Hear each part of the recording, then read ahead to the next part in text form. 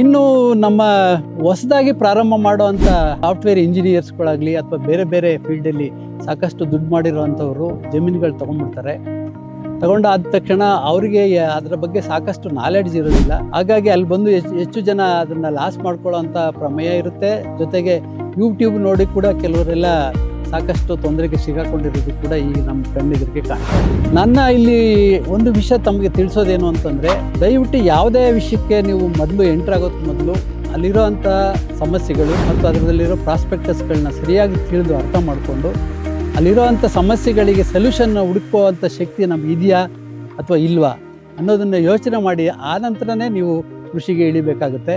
ನಿಮಗೆ ತೊಂದರೆ ಇಲ್ಲ. ನಿಮಗೆ ಏನಾಗುತ್ತೆ ಅಂತಂದರೆ, ಈಗ ಸೋರ್ಸ್ ಆಫ್ ಇನ್ಕಮ್ಮು ಬೇರೆ ಕಡೆಯಿಂದ ಬರುತ್ತೆ, ಆದರೆ ರೈತರಿಗೆ ಸೋರ್ಸ್ ಆಫ್ ಇನ್ಕಮ್ ಇರೋದಿಲ್ಲ. ನೀವು ಕೂಡ ಅಗ್ರಿಕಲ್ಚರ್ಗೆ ಬಂದಾಗ ರೈತರಿಗೆ ಕಾಂಪಿಟೇಟರ್ ಆಗಿ ಉಳಿತೀರಿ ಹೊರತು ಅದರಿಂದ ಅವ್ರಿಗೇನು ಉಪಯೋಗ ಆಗುತ್ತೆ. ನೀವು ಅಂದ್ಕೊಂಡಿದ್ದೀರಿ ನಾವು ಹೋಗಿ ಎಲ್ಲ ಮಾಡಲಾಗಿ ಮಾಡಿಬಿಡ್ತೀವಿ, ಮಾದರಿಯಾಗಿ ತೋರಿಸ್ಬಿಡ್ತೀವಿ, ಅದರಿಂದ ರೈತರಿಗೂ ಅನುಕೂಲ ಆಗುತ್ತೆ ಅಂತ. ಅದು ಖಂಡಿತ ಇಲ್ಲ. ನೀವು ಇನ್ನೊಬ್ಬರು ಆಗಿ ಕಾಂಪಿಟೇಟರ್ ಆಗಿ ಅಲ್ಲಿ ಬಂದಿರ್ತೀರಿ.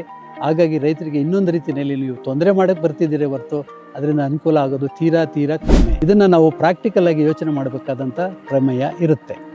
ಇನ್ನು ಯಾವುದೇ ಒಂದು ಬೆಳೆ ಬೆಳಿಬೇಕಾದ್ರೆ ಅದಕ್ಕೆ ಏನು ಡಿಮ್ಯಾಂಡ್ ಇದೆ ಅನ್ನೋದನ್ನು ನಾವು ಸರಿಯಾಗಿ ಅರ್ಥ ಮಾಡ್ಕೋಬೇಕಾಗುತ್ತೆ.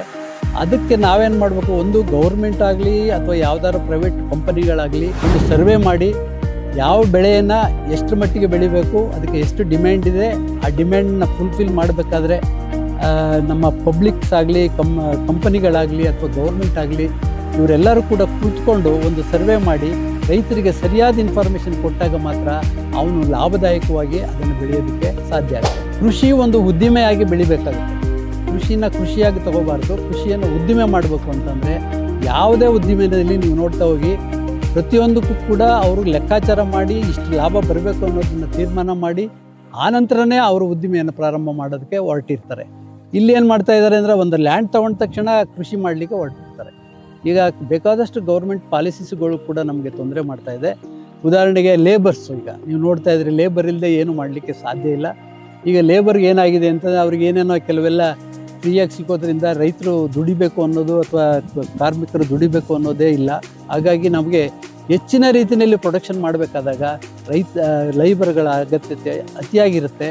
ಹಾಗಾಗಿ ಲೇಬರ್ ಸಿಗದೆ ಇರೋದ್ರಿಂದ ಯಾರೇ ಆಗಲಿ ರೈತ ಉತ್ಪಾದನೆ ಮಾಡೋದಕ್ಕೆ ಕಷ್ಟ ಆಗ್ತಾ ಇದೆ. ಅದು ಒಂದು ಕೂಡ ಮೇಜರ್ ಪ್ರಾಬ್ಲಮ್ ಆಗಿ ನಮಗೆ ಕಾಣ್ತಾ ಇದೆ. ಯಾವಾಗಲೂ ಕೂಡ ನೀವು ಕೃಷಿ ಮಾಡಲಿಕ್ಕೆ ಬರ್ತೀರಾ, ಖಂಡಿತ ನಾನು ಮಾಡ್ತೀನಿ ಅಂತ ಬರಬೇಕೇ ಹೊರತು ನಾನು ಮಾಡಿಸ್ತೀನಿ ಅಂತ ಬಂದರೆ ಖಂಡಿತ ನಾವು ಫೇಲ್ ಆಗೋದು ಗ್ಯಾರಂಟಿ ಅಂತ ನನ್ನ ಭಾವನೆ.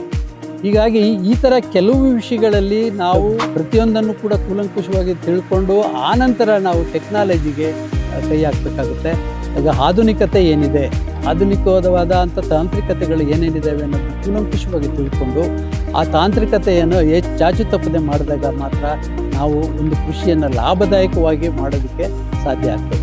ಇನ್ನೂ ಕೆಲವು ವಿಷಯಗಳು ನಾವು ಯೋಚನೆ ಮಾಡಬೇಕು ಅಂತಂದರೆ, ರೈತ ಯಾವುದೋ ಒಂದು ಬೆಳೆಯನ್ನು ಬೆಳಿತಾನೆ, ಅದಕ್ಕೆ ಅಪರೂಪಕ್ಕೆ ಯಾವಾಗ ಒಂದ್ಸರಿ ಒಳ್ಳೆ ರೇಟ್ ಸಿಕ್ತು ಅಂತಂದರೆ ಪ್ರತಿಯೊಬ್ಬ ರೈತರು ಕೂಡ ಅದನ್ನೇ ಬೆಳೆಯೋದಕ್ಕೆ ಪ್ರಯತ್ನ ಪಡ್ತಾರೆ. ಹಾಗಾಗಿ ಏನಾಗುತ್ತೆ, ಮಾರುಕಟ್ಟೆಯಲ್ಲಿ ಗ್ಲಟ್ ಅಂತ ಕರೀತಾರೆ ಅದಕ್ಕೆ, ಹೆಚ್ಚಿಗೆ ಯಾವಾಗ ಉತ್ಪತ್ತಿ ಅಲ್ಲಿ ಬಂದು ಬೀಳುತ್ತೆ, ಮಾರುಕಟ್ಟೆಗೆ ಸಿಗದೇ ಇದ್ದಾಗ ರೈತ ಕಂಗಾಲಾಗ್ಬಿಡ್ತಾನೆ. ಅಂಥ ಟೈಮಲ್ಲಿ ಎಷ್ಟೋ ಸರಿ ನೀವು ನೋಡ್ತಾ ಇದ್ದೀರಿ, ಟೊಮೊಟೊ ರೋಡ್ಗೆ ಸುರಿದಿದ್ದಾರೆ, ಮೆಣಸಿನಕಾಯಿ ರೋಡ್ಗೆ ಸುರಿದಿದ್ದಾರೆ. ಹಾಗಾಗಿ ಅದು ನ್ಯಾಷನಲ್ ವೇಸ್ಟ್ ಅಂತ ನಾವು ಭಾವಿಸ್ತೀವಿ. ಯಾಕೆಂದರೆ ಉತ್ಪಾದಕತೆಗೆ ಬೇಕಾಗಿರೋಂಥ ಎಲ್ಲ ಖರ್ಚು ವೆಚ್ಚಗಳನ್ನು ಕೂಡ ರೈತ ಮಾಡಿಬಿಟ್ಟಿರ್ತಾನೆ. ಹಾಗಾಗಿ ಅದನ್ನು ರೋಡಿಗೆ ಸುರಿಯೋದಾಗಲಿ ಇನ್ನೊಂದು ಕಡೆ ಸುರಿಯೋದಾಗಲಿ ಬೇಸರ ಆಗಿ ಅದು ನ್ಯಾಷನಲ್ ವೇಸ್ಟ್ ಅಂತ ನಾವು ಭಾವಿಸ್ತೀವಿ. ಆ ರೀತಿ ಆಗದಾಗ ಮಾಡಬೇಕು ಅಂತಂದರೆ ಇಲ್ಲಿ ಸಾರ್ವಜನಿಕರದ್ದು ಜವಾಬ್ದಾರಿ ಇದೆ, ಗೌರ್ಮೆಂಟ್ದು ಜವಾಬ್ದಾರಿ ಇದೆ. ಹಾಗಾಗಿ ಬೇರೆ ಸಂಘ ಸಂಸ್ಥೆಗಳು, NGOಗಳು ಯಾರ್ಯಾರಿದ್ದಾರೆ ಅವರೆಲ್ಲರೂ ಕೂಡ ಒಟ್ಟಿಗೆ ಸೇರಿದಾಗ ಮಾತ್ರ ರೈತರಿಗೆ ನಾವು ಏನಾದರೂ ಒಂದು ಕಿಂಚಿತ್ ಸಹಾಯ ಮಾಡಲಿಕ್ಕೆ ಸಾಧ್ಯ ಆಗ್ತದೆ. ಈ ವಿಷಯದಲ್ಲಿ ನಾನು ಮತ್ತೊಂದು ವಿಷಯ ತಮ್ಮ ಮುಂದೆ ಇಡಬೇಕು ಅಂತ ನಾನು ಮೊದಲಿಂದ ಯೋಚನೆ ಮಾಡ್ತಾ ಇದ್ದೆ. ಅಲ್ಲಲ್ಲೇ ಯಾವಾಗಲೂ NGOಗಳು ಒಂದೊಂದು ಸೆಂಟರ್ಗಳನ್ನು ಓಪನ್ ಮಾಡಬೇಕಾಗುತ್ತೆ. ಆ ಸೆಂಟರ್ಗಳ ಮೂಲಕ ಒಂದು ಸರ್ವೆ ಮಾಡಿ ಯಾವ ಬೆಳೆಗೆ ಮಾರುಕಟ್ಟೆ ಇದೆ, ಯಾವ ಬೆಳೆಗೆ ಡಿಮ್ಯಾಂಡ್ ಇದೆ ಅಂಥದನ್ನೇ ಬೆಳಿಬೇಕು ಅನ್ನೋದು ರೈತರಿಗೆ ನಾವು ಇನ್ಸ್ಟ್ರಕ್ಷನ್ಸ್ ಕೊಟ್ಟಾಗ ರೈತ ನಿಜಕ್ಕೂ ಕೂಡ ಯಾವಾಗಲೂ ಕೂಡ ಲಾಸ್ ಮಾಡ್ಕೊಳ್ಳೋದಿಲ್ಲ, ಅವನ ಪ್ರಾಫಿಟ್. ಈಗ ಫಾರಿನ್ ಕಂಟ್ರೀಸ್ನಲ್ಲಿ ರೈತರುಗಳು ಬಿಲಿಯನಲ್ಲಿ ಮಾತಾಡ್ತಾರೆ. ಕಾರಣ ಇಷ್ಟೇ, ಅವರು ಯಾವುದೇ ಬೆಳೆಯನ್ನು ಡಿಮ್ಯಾಂಡ್ ಇಲ್ಲದೇ ಇದ್ದರೆ, ಬೇಡಿಕೆ ಇಲ್ಲದೇ ಇದ್ದರೆ ಬೆಳೆಯೋದಿಲ್ಲ.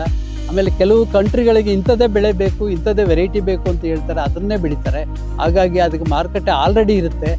ನೀವು ಬೆಳೆದಾದ್ಮೇಲೆ ಮಾರುಕಟ್ಟೆ ಹುಡ್ಕೋದಕ್ಕೆ ಬದಲಾಗಿ ಬೆಳೆಯೋದಕ್ಕೆ ಮೊದಲೇ ಆ ಮಾರುಕಟ್ಟೆಯನ್ನು ನಾವು ಗುರುತಿಸ್ಕೊಂಡು ಆ ನಂತರ ನಾವು ಬೆಳೆ ಬೆಳೆದಾಗ ರೈತ ಖಂಡಿತ ಯಾವಾಗಲೂ ಕೂಡ ಲಾಸ್ ಮಾಡ್ಕೊಳ್ಳೋದಿಲ್ಲ. ಅವನು ಆ ಥರ ಸ್ಯೂಸೈಡ್ ಮಾಡ್ಕೊಳ್ಳೋಕ್ಕೂ ಹೋಗೋದಿಲ್ಲ. ಅವನು ಕೂಡ IAS IPS ಆಫೀಸರ್ ಯಾವ ರೀತಿ ಬದುಕ್ತಾರೆ ಆ ರೀತಿ ಬದುಕುವ ಆದಾಗ ಮಾತ್ರ ನಮ್ಮ ಎಲ್ಲ ಸಾರ್ವಜನಿಕರುಗಳು ಕೂಡ ರೈತರ ಬಗ್ಗೆ ನಾವು ಬೆಲೆ ಕೊಡ್ತಾ ಇದ್ದೀವಿ, ಅವ್ರಿಗೆ ಸಹಾಯ ಮಾಡ್ತಾ ಇದ್ದೀವಿ ಅನ್ನೋದು ನಮಗೆ ಅರ್ಥ ಆಗ್ತದೆ.